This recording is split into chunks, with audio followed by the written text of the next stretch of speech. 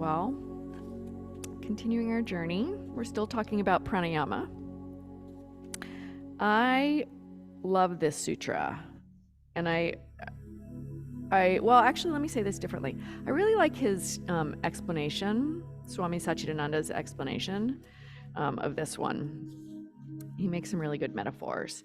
So let's start by reading the sutra itself. So it's 251, and he says, this is Patanjali, he says, there's a fourth kind of pranayama that occurs during concentration on an internal or external object. So the other three kinds, I went back, I was like, well, what are the three kinds of pranayama? He's referring to the things that happen during pranayama. So there's inhalation, exhalation, and holding or retention of the breath that you might do as a practitioner on purpose. So there's a fourth kind that occurs during concentration on an internal or external object. And this fourth kind is called Kevala Kumbhaka. And this kind of pranayama, he says, happens automatically. So if we're practicing meditation, concentration, the form that's called dharana, there are times when we're meditating. Welcome, Amelia. There's times where we're meditating where our breath stops just on its own. So not because we're trying to hold our breath or not because we're trying to manipulate our breath, but because our attention has gotten so focused and our body has gotten so quiet that the breathing can just stop on its own. So let me actually share a little bit of what he says in our Yoga Sutras book in terms of explaining how this works. He uses the metaphor of an engine. So this is what he says, a car engine. He says, normally we are expending a lot of energy, so more must be constantly put into our systems. It's like when we drive a car. Our ignition horn, indicator lights, etc., all take current from the battery.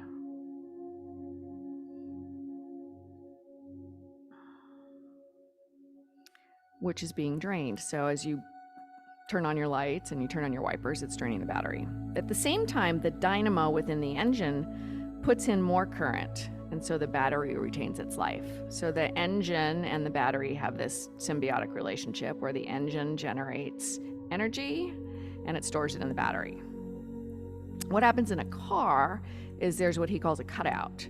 So if the battery gets fully charged, it won't keep trying to send energy in. And then when we need the energy, it's there and it gets refilled as it empties. What he explains to us in this sutra is that our breathing system is the dynamo. So in our own body, if we think of it like an engine, when we're doing yoga practice and we're breathing Ujjayi pranayama, we're feeding the engine of our body and giving it the energy it needs to do the movement. When I teach our teacher training, we do a whole section on breath, 2 hours just on how breath works and breath practices. And we spend a little time on the chemistry of breathing. And in a nutshell, there's a process that creates something called ATP when we breathe in. Our lungs process the breath, and then there's a chemical reaction in our body that actually is what creates energy. So we think food is energy, but actually breath is the catalyst for converting energy inside our body and giving us the energy that we need for all the things that we do. So I guess the conclusion here is breath is very powerful. And when we need energy, our breath can help us get that energy. When we're doing a practice like meditation, if we're very still, we don't need as much energy. And sometimes our body is smart enough to realize like, oh, I don't need that much energy, and we'll get very close to not breathing, or we'll stop breathing entirely. It's pretty magical. So today it's one of the things when we're practicing meditation is if we do get to a quiet mind state and then we start thinking, oh, am I breathing more or less? Then we're not in that quiet mind state anymore.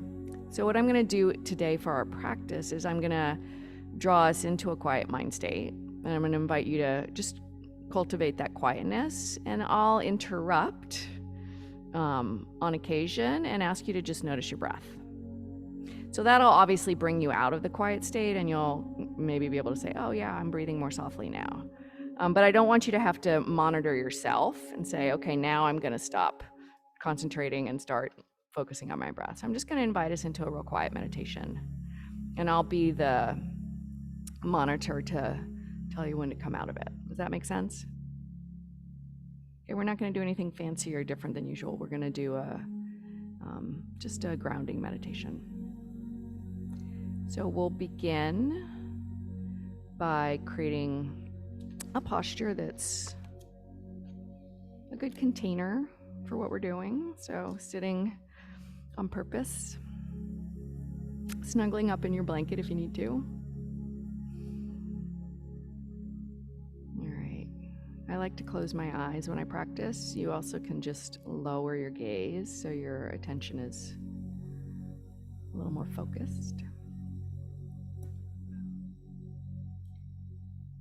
And then notice your posture first. Start by just bringing an awareness to what's supporting you and the contact between your body and the chair or the cushion.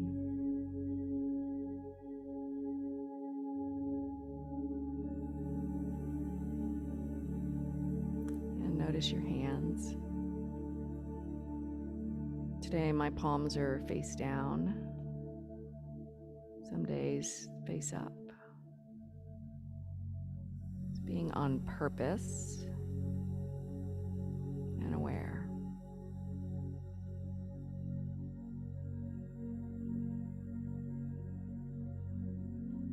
And then notice your posture.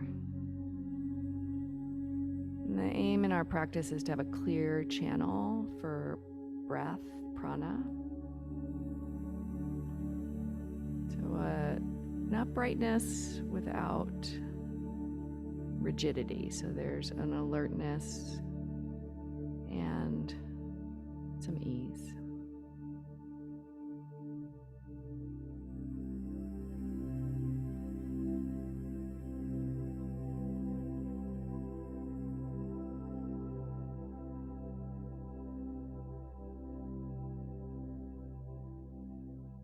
Begin using your breath as an anchor.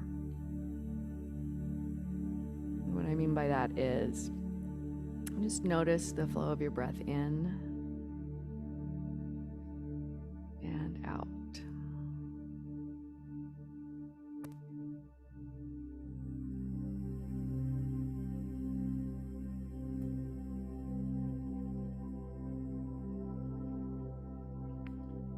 For me, I like to notice how it moves my body. As I breathe in, I feel my abdomen expand. And as I breathe out, it softens. It's a little contraction, but it's mostly just a softening.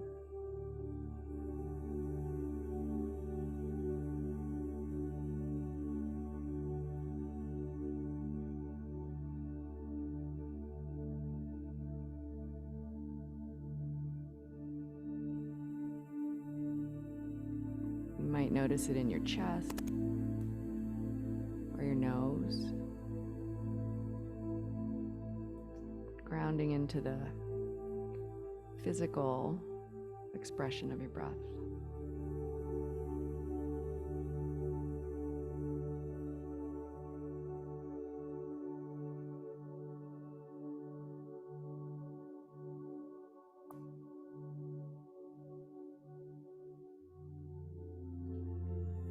At first, your attention might be very focused, tightly tethered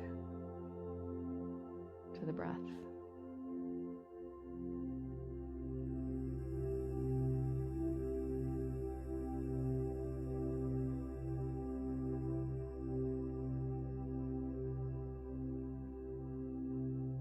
Moving your mind from distraction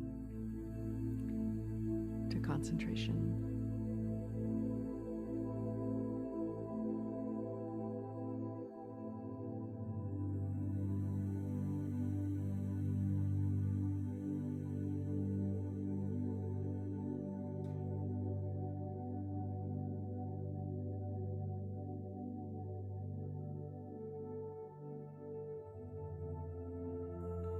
if thoughts distract you from your attention on your breath, just begin again.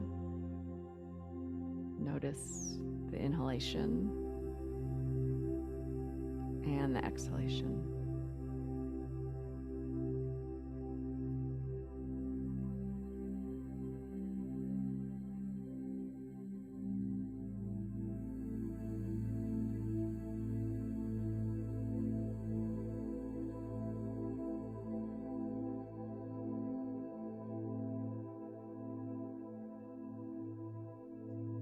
As the thoughts become less intrusive, the tether from your mind to your breath might relax.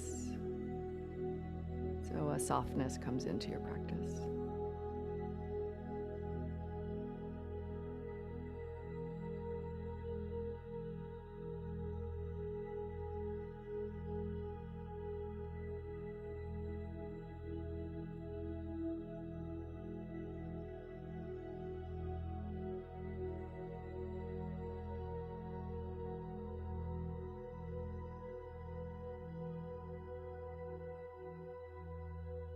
You might shift your attention to your third eye or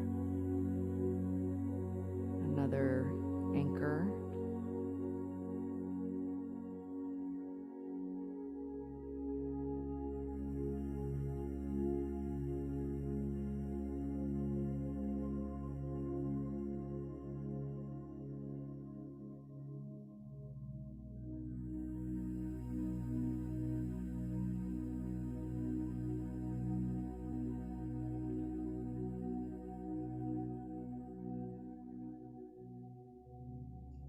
You might even come into an open awareness.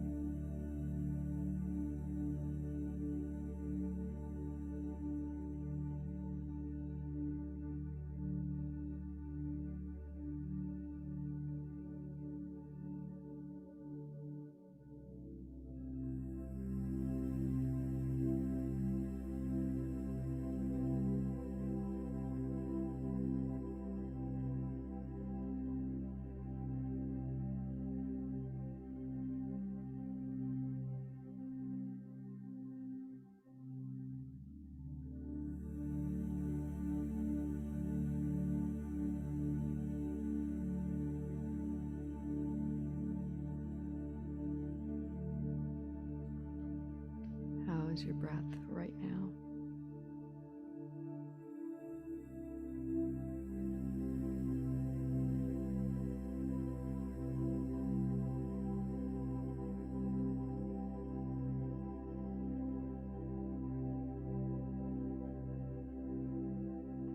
If the noticing sped up your breath, just notice.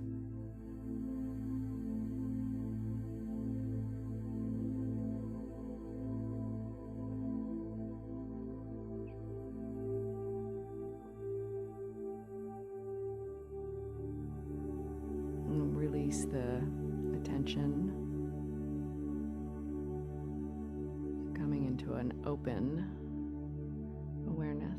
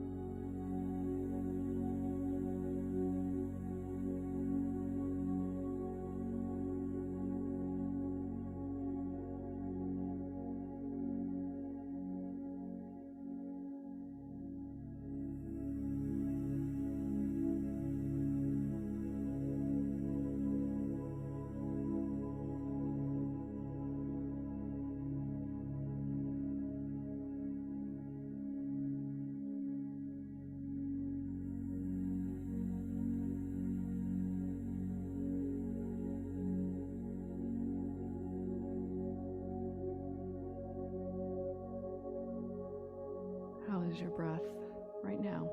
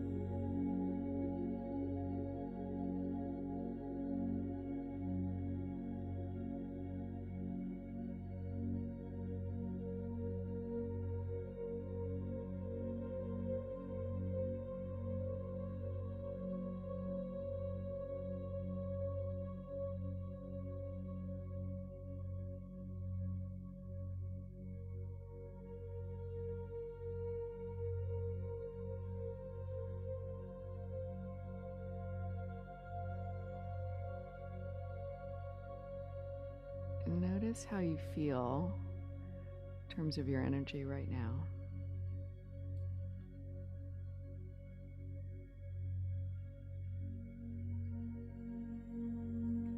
And then take a bigger, deeper breath on purpose. And do that again, nice big clearing, filling, expanding.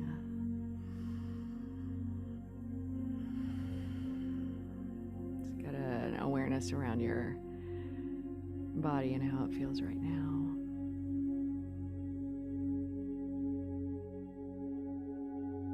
And then open your eyes. So, I say this often. These practices of yoga and meditation and pranayama, breath work, they're a two-way street. So, something like your breath, you can bring an awareness to it and it can tell you about what's going on with you. Like, wow, my breath is really fast. Something's up. And then you also have the tools through practice to modulate your breath and create a steadiness if you're feeling agitated, or do some heavy, fast breathing if you're sleepy and need to do something instead of grabbing that cup of coffee. Little Kundalini style, that'll wake you up. Or just standing up and moving. So anyways, all of these practices are around building awareness and cultivating the tools so that we're living fully, creating our experience. Any insights or comments from this little experiment?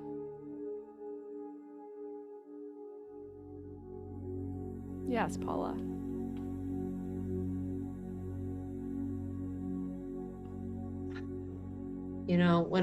Whenever I do this meditation every Sunday morning, it's like I still have the monkey brain, which I'm sure it takes years to get rid of that. And I'm thinking, oh God, I'm just a terrible meditator. I'm never going to be able to do this. And then today I thought, I'm giving myself 30 minutes of peace and quiet. So it's worth it. It's totally worth it. Yeah. I've been doing this for a long time. I still have monkey mind. There's fleeting moments of peace. And, we all are on this journey together. Even the ultimate teacher of meditation, the Buddha, he got enlightened. But then he went back home and moved in with his wife again and had all the monkey mind things going on and did his practices to keep centered. And, they're just practices. Yeah.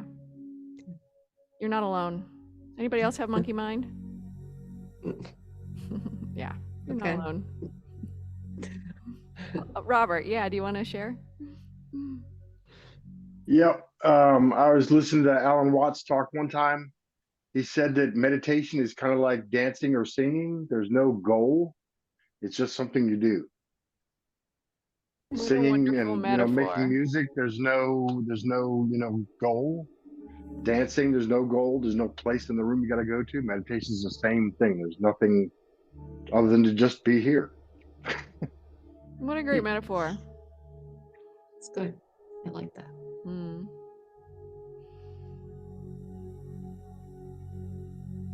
Marcia. I'm guilty because I don't do this every morning. And this morning after we finished, I thought, well, why don't I do this every morning? Because you're human. Yeah. So anyway, thank you. Because, when you said just notice your breath, yes, everything was happening, slowed down. Anyway, this was a good reminder. So thank you as always, again and again. You're welcome. And I just have a question that has nothing to do with this. Is your dad okay? Is he traveling home, or I just missed seeing? Yeah. So he texted me right before we got on. He is currently eating paella. So for those of you who don't know, my parents are in Spain. They're coming home tomorrow. So he texted me. He's like, "Sorry, can't join you. Eating paella." Let him know that he was missed. I will. And I hope you guys all have some good meal today.